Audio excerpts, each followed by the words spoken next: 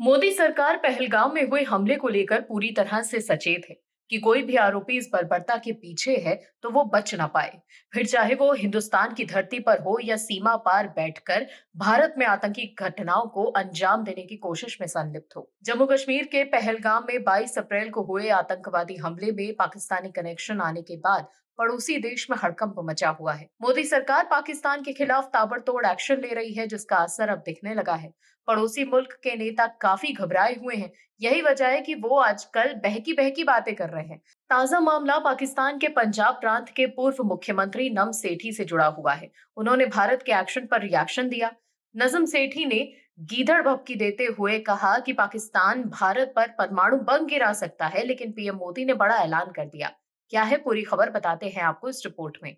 दरअसल पीएम नरेंद्र मोदी ने रविवार को अपने मासिक रेडियो कार्यक्रम मन की बात के 121वें एपिसोड में देश को संबोधित करते हुए कहा है कि पहलगाम में हुए आतंकवादी हमले से पूरा देश दुखी है। आतंकी हमले की तस्वीरें देखकर हर भारतीय का खून खौल उठा है।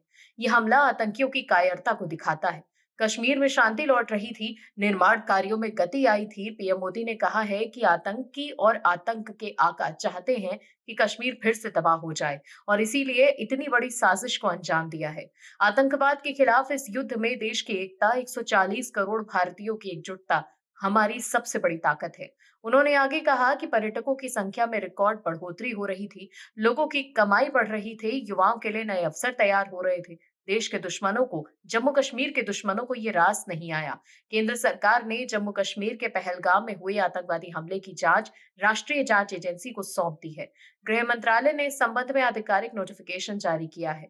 अब एनआईए इस मामले में औपचारिक रूप से केस दर्ज करके विस्तृत जांच करेगी। वहीं पीएम नरेंद्र मोदी ने यह भी कहा है कि पहलगाम में हुए आतंकवादी हमले में आतंकवाद को संरक्षण देने वालों की हताशा को दर्शाता है, उनकी कायरता को दिखाता है। ऐसे समय में जब कश्मीर में शांति लौट रही थी, स्कूल कॉलेजों में रौनक थी, लोकतंत्र मजबूत हो रहा था, पर्यटन बढ़ रहा था और युवाओं के लिए नए अवसर पैदा हो रहे थे, लेकिन जम्मू कश्मीर और देश के दुश्मनों को ये रास नहीं आया।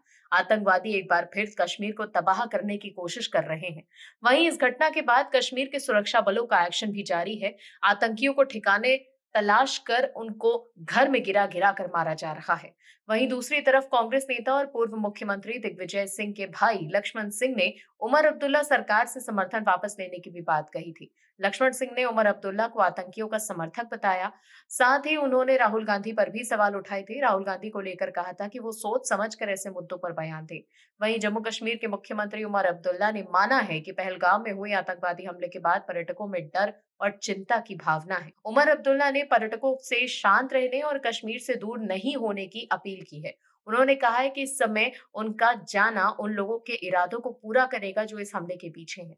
इसके साथ ही उन्होंने ये भी कहा है कि जो लोग इस आतंकी घटना को हिंदू मुस्लिम का रंग देना चाहते हैं, उन्हें याद रखना चाहिए कि मरने वालों में एक मुसलमान भी था, जिसने टूरिस्टों को बचाने के लिए अपनी जान की परवाह नहीं की थी। दर्शकों, एक तरफ तो पीएम मोदी ने ऐलान किया है कि हम दुश्मनों को छोड़ेंगे नहीं, वहीं पाकिस्तान पर कार्रवाई भी हो रही है, लेकिन इस बीच एनसीपी एसपी के प्रमुख शरद पवार ने पहलगाम आतंकवादी हमले और पाकिस्तान पर भारत की तरफ से लिए गए एक्शन पर कुछ बातें कही।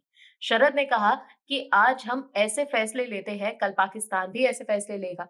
अगर आप ये फैसले लेते हैं कि उनके विमान हमारे इलाके में प्रवेश नहीं करेंगे, तो वो भी यही फैसला लेंगे कि हमारे विमान उनके क्षेत्र में प्रवेश नहीं करेंगे।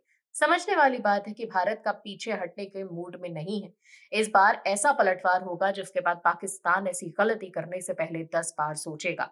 Bureau report, OMH news. आप दर्शकों से विनम्र निवेदन है कि चैनल को सब्सक्राइब जरूर करें